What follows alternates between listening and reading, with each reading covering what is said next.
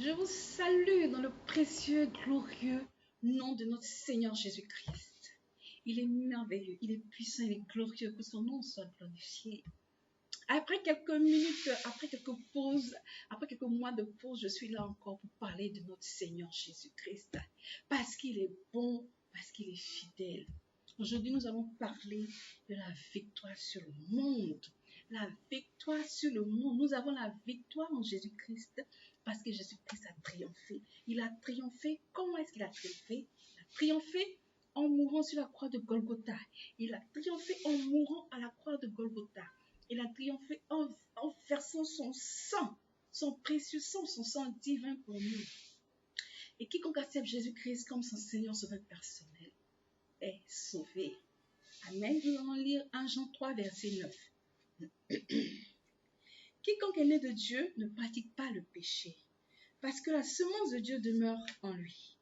Et il ne peut pécher parce qu'il est né de Dieu. 1 Jean 5, verset 4. Parce que tout ce qui est né de Dieu triomphe du monde.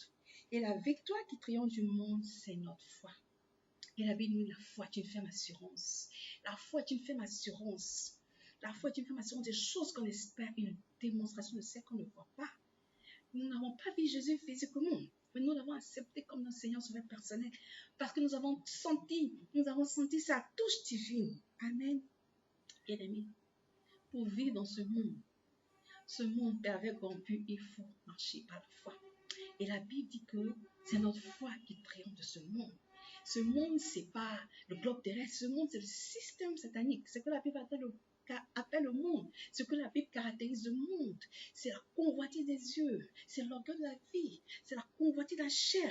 C'est le système satanique qui est loué, qui est acclamé. C'est ce système-là, le Seigneur nous dit, de combattre la corruption de ce monde. C'est ce système-là que la Bible déclare monde. Donc, en tant qu'enfant de Dieu, nous pouvons être épargnés. Nous pouvons être épargnés juste si nous marchons avec Christ. Parce que c'est Dieu qui va nous donner cette force.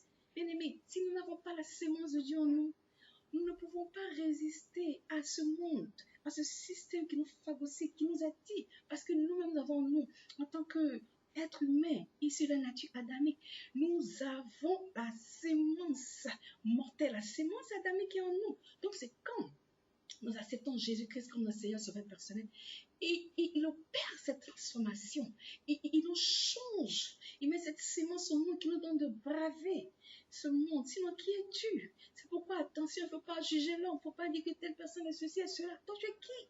Toi aussi, tu es un être humain plein d'imperfections.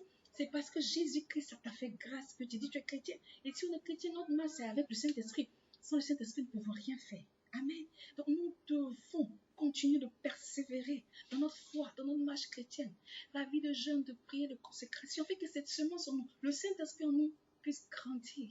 Parce que la Bible dit, il nous envoie comme des brebis au milieu d'un loup. Ouais, ce monde est rempli de personnes. Ces personnes sont remplies de ténèbres. C'est des rusés, c'est des serpents. Donc, il faut toute la puissance divine pour avoir la sagesse divine, pour pouvoir faire face au système satanique. Amen. Et c'est Dieu qui peut nous aider. C'est pourquoi nous ne devons pas juger. Tu es chrétien, c'est une grâce. Intercède pour ceux qui ne connaissent pas Christ. Respecte son choix. Est-ce que vous comprenez, bien-aimés dans le Seigneur? Que Dieu nous aide par sa puissance, que Dieu nous aide par sa grâce à continuer de persévérer pour mener cette vie de piété et cette vie de consécration, afin que nous puissions marcher par la foi. Toujours par la foi, puisque la Bible dit, c'est la foi qui nous permet de triompher ce monde. Et quelle foi? La foi de Dieu, c'est Dieu qui nous donne cette foi. C'est pas le sens des 5 sens, la vue, les yeux, la foi, on ne le voit pas, mais il faut croire. Mais comment tu peux croire? C'est cette force, par le Saint-Esprit, c'est Dieu qui nous donne de croire. Quand c'est difficile, quand on se mal, c'est pas facile. On ne regarde pas aux situations, on ne regarde pas aux circonstances, on ne regarde pas aux paroles méchantes, on ne regarde pas à tout ce que les gens nous font. Mais qu'est-ce que Jésus nous dit? La Bible dit, quand tu fixes tes regards sur Christ, tu es rayonnant de joie et ton visage n'est pas couvert de honte. Chers frères et sœurs, je vous exhorte à avoir les yeux fixés sur Jésus. Parce qu'il a dit dans sa parole que la vie ne sera pas en rose. Ne vous attendez pas aux bonnes nouvelles, ne vous attendez pas aux choses qui seront en rose. dans les difficultés, même les plus difficiles, la Bible dit, aie les yeux fixés sur Christ. Quel que soit ce que tu as, quel que soit ce que tu traverses comme situation, ma soeur, mon frère, regarde à Jésus. Ne regarde pas moi, ne regarde pas un frère, une soeur, ne regarde pas tes paroles qui sont bien passées.